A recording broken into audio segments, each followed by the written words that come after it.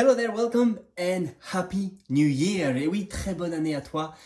Je te souhaite une bonne année 2022, pleine d'apprentissage, pleine de progression en anglais. L'équipe bilingue, qui est aujourd'hui au nombre de 9 personnes, te souhaite une très bonne année pour pouvoir débloquer ton oral, pour améliorer ton accent, mémoriser de plus en plus, de mieux en mieux le vocabulaire. Et cette année est particulière, ce début d'année va être particulier sur cette chaîne YouTube parce que les premières vidéos de l'année vont être consacrées à toi. Et oui, je t'ai donné la parole. Je vous ai fait une vidéo il y a quelques semaines où je vous demande de me poser vos questions. Et j'ai récupéré les différentes questions et je vais y répondre en 3 vidéos. Alors, je te donne la parole. Et grosse nouvelle, à venir, fin janvier, reste bien parce que tu vas avoir, je pense, quelque chose qui va changer la donne pour toi, pour que tu progresses en anglais. C'est une exclusivité bilingue et ça va arriver d'ici quelques temps. Mais avant, comme tu le sais, tu vas pouvoir liker cette vidéo, tu vas pouvoir partager, tu vas pouvoir également mettre un petit commentaire, me dire si tu es d'accord ou pas concernant les différentes réponses que je vais donner aux questions. Aujourd'hui, on va parler d'hypnose. Aujourd'hui, on va parler de l'apprentissage sans effort. On va parler de être bilingue en un an. On va parler de par où commencer si on veut apprendre l'anglais. Enfin bon, un menu extrêmement dense et varié. Et attention, il y aura 2 vidéos en plus là-dessus. As you know, I'm Derek and I'm your online English teacher who is Scottish. Je suis Derek, ton professeur d'anglais en ligne qui est écossais. Première question que j'ai reçue, j'ai mon téléphone pour pouvoir lire les différentes choses qui m'ont été posées. Cher Derek, est-ce possible d'être bilingue en un an? Alors, c'est vrai que peut-être toi tu es là plutôt pour débloquer ton oral. Tu es peut-être là pour comprendre un certain fait linguistique, une règle de grammaire, une règle de prononciation. Et être bilingue, c'est probablement pas du tout ton objectif. Certes, mais quand même, c'est bien de se dire, voilà, si je pouvais avoir le pactole, l'entièreté de la langue anglaise, être bilingue, combien de temps est-ce que ça prendrait? 1 an, 1 mois, 2 ans, 10 ans, jamais? Alors, être bilingue en 1 an, j'avoue que c'est assez ambitieux. Pour quelle raison? Parce que forcément, pendant cette année-là, si c'était possible, il faudrait partir à l'étranger pour pouvoir vraiment vivre, pour avoir le moindre petit mot. Parce que c'est ça être bilingue, hein. C'est bien différent de parler couramment. Parler couramment, fluent, c'est niveau B2. Être bilingue, c'est être expert, c'est avoir tous les mots de vocabulaire correspondant anglais-français. Une moulure, comme on dit une moulure, comme on dit un linteau, comme on dit une valve. C'est tous ces petits mots-là qui fait qu'on se dit « Ah ouais, en fait, j'avoue que pas mal de vocabulaire qui sont compliqués. » Être bilingue en 1 an, c'est pas que c'est impossible.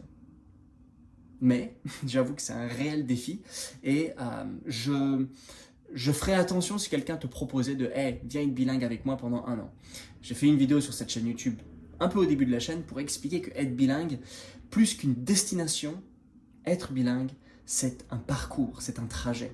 Et tu es avec moi pour apprendre l'anglais parce que tu aimes le trajet. Tu veux atteindre les étoiles, certes, tu veux être bilingue, mais enjoy the ride, ok? Enjoy the ride. Vraiment, il faut que tu puisses te dire, je dois aimer jour après jour apprendre, je dois aimer jour après jour être dans cette dynamique d'apprentissage quotidienne. Donc, est-ce que c'est possible d'être bilingue en 1 an? Difficile, et je serais plutôt partisan pour dire, va vite, en 3 mois, va vite à parler couramment. Ça, nous, on y arrive, en 3 mois, va vite à parler couramment, et derrière, tu vas tout simplement pouvoir réussir à pivoter et réussir à mener plus en plus de progression pour passer C1, C2 et peut-être un jour, d'ici quelques temps, devenir bilingue. Donc ça, c'est la première réponse sur la première question. Number 2, Derek, comment apprendre en peu de temps par jour sans que cela ne paraisse être une contrainte? Donc comment apprendre en investissant peu de temps et surtout sans que cela paraisse une contrainte? Alors, première chose, je crois en des méthodes ludiques qui te permettent d'apprécier ton apprentissage, qui te permettent de jouer, qui te permettent de mémoriser, qui te permettent d'utiliser l'outil numérique, qui te permettent d'utiliser des jeux de société pour que cela ne paraisse pas être une contrainte. C'est-à-dire que tu te dis, tu n'as pas l'impression d'avoir passé 8 heures assis sur une chaise dans une salle de classe à faire une espèce de matraquage, un bourrage de crâne. Ça, j'y crois. Okay, donc ça, c'est vraiment possible. Pourquoi j'y crois? Parce que je le fais avec mes stagiaires. Hein. On a eu plus de 900 stagiaires depuis que Bilingue a été créé, il y a 3 ans et demi. Et on a réellement une technique qui permet aux gens de passer du désagréable à l'agréable. Ça, c'est une certitude. Maintenant, il y a 2 choses que j'aimerais dire. Peu de temps par jour, souvent, si tu commences en te disant « Ah, moi, je veux pas mettre beaucoup de temps et je veux avoir beaucoup de résultats », bah, en général, je vais dire non.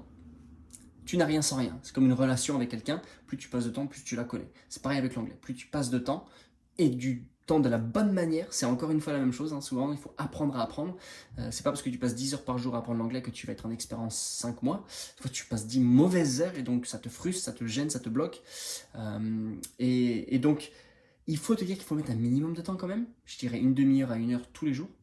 Et je serai toujours partisan de la régularité, 1 heure par-ci par-là, que 4 heures d'un coup et rien pendant une semaine.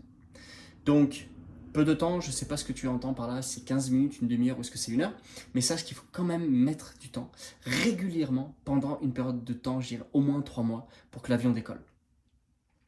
Est-ce que apprendre l'anglais pourrait ne jamais paraître être une contrainte? Bah, tôt ou tard, ça va t'embêter. Hein. Je veux dire, c'est comme tout.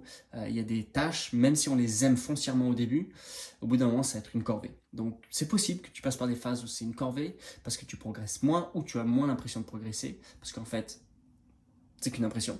Mais vraiment, je veux t'encourager à te dire, bon, si j'aime ce que je fais, si je suis dans un cadre où j'aime bien, proche du feu, mon iPad, avec un livre, si jamais je fais un temps de la journée où je suis plutôt bien, dans un bien-être, hein, je veux dire, on est impacté par notre environnement, eh ben, ça va pas paraître trop comme une contrainte. Est-ce que ça va enlever tous l'effet désagréable des fois d'incompréhension? C'est difficile d'apprendre une langue. Non, you can do it. Et c'est possible que ça te gêne. Ensuite, l'hypnose fait-elle vraiment parler anglais? L'hypnose fait-elle vraiment parler anglais? Alors, plusieurs choses sur l'hypnose. La question va se poser, est-ce que ça marche? Does it work? La réponse va être, forcément, il y a des choses qui marchent dans l'hypnose. Est-ce qu'il y a des charlatans? Oui, il y a plein de charlatans. Est-ce que pour moi, selon mon œil d'expert, avec 5 années d'apprentissage dans un master des métiers de l'enseignement, avec 13 années d'expérience d'enseignement du secondaire à l'universitaire, jusqu'au au milieu professionnel, donc j'ai quand même un gros bagage, est-ce que c'est une méthode que je vais recommander? Non, c'est pas une méthode que je vais recommander. Je pense qu'il y a trop de points négatifs, que ce soit dans « Ah, on est trop passif »,« Ah, on fait que répéter »,« Ah, on comprend pas ». Et il y a une espèce de dépendance qui se crée à cet état secondaire, cette suggestion en fait, qu'est l'hypnose, qui te mènera à ne pas forcément être maître de ton apprentissage et d'arriver avec une dépendance. Donc j'ai lu des témoignages, hein, j'en ai un là sous les yeux, d'une certaine dame qui explique qu'une fois qu'elle elle a fait sa séance d'hypnose, elle s'est réécoutée, donc elle est assise dans un canapé, hein, elle fait pas d'effort, elle essaie pas de comprendre, elle s'imprègne des sons qu'elle entend, et puis en fait, elle a un petit briefing à la fin, de 4 ou 5 points grammaire qui sont expliqués, elle se réécoute et dit tiens, je parle plutôt bien. Bon, voilà, encore une fois, est-ce que ça marche? Il y a des résultats, mais je ne le conseillerais pas. Est-ce que ça fait parler? Ça te fera parler peut-être comme un perroquet, mais je doute que ça te permette d'être serein dans une salle de réunion où tu dois prendre la parole en public, et l'hypnose ne se substituera pas à une mise en situation factice où on te dit vas-y, on va t'entraîner à le faire pour que tu réussisses. Donc l'hypnose fait parler, mais pas méthode miracle. Number 4, dernièrement, par où commencer pour vraiment apprendre l'anglais? Très bonne question. Par où est-ce que tu commences? Tu te poses peut-être la question, je suis débutant, je suis faux débutant, je sais ce que je sais faire, je sais pas ce que je sais faire, par où je commence? Est-ce que je dois faire de la grammaire? Est-ce que je dois lire un livre? Est-ce que je dois écouter? Est-ce que je dois écrire? Est-ce que je dois parler? Alors j'avoue que par où commencer, il faut absolument, quelle que soit la méthode que tu choisisses, il faut absolument que tu commences, écoute-moi bien, tu commences par l'oral. Okay? Nous, les humains, on est un peu comme des smartphones. On émet et on reçoit. Okay? On produit et on reçoit. Donc on produit quoi? On produit de l'écrit, On produit de l'oral, donc on parle, on peut parler seul devant un auditoire, on parle en interaction, et on reçoit. On reçoit, donc on lit, et on reçoit, on écoute. Donc dans ce qu'on appelle les 5 activités langagières d'émission et de réception, il y en a 2 par lesquelles tu dois commencer. La première, ça va être parler. La deuxième, ou la première en même temps, les deux on va les mettre au même niveau, c'est d'écouter. Et c'est pour ça que c'est important que tu commences, que tu démarres, que tu start with speaking. Okay? You have to start with speaking and listening. C'est très important parler, d'écouter. C'est très important d'être dans cette phase de j'écoute pour affiner mon oreille et je le reproduis avec l'oreille. Donc là, il se pose toute la question, mais avec qui je parle et qui est-ce qui me parle? Ben, c'est là où les écosystèmes qu'on a créés chez Bilingue sont uniques au monde, avec des natifs, avec de la discussion tous les jours, avec du coaching, avec du mindset, avec du vocabulaire, avec de la linguistique, avec un accompagnement, avec une certification à la fin. Bilingue a vraiment créé un univers holistique qui te permet d'intégrer tout ce que tu dois savoir sur la langue anglaise. Donc par où commencer? J'ai envie de te dire, clique sur les liens parce que tu vas aussi avoir un peu notre méthodologie qui te permettra d'avoir du résultat.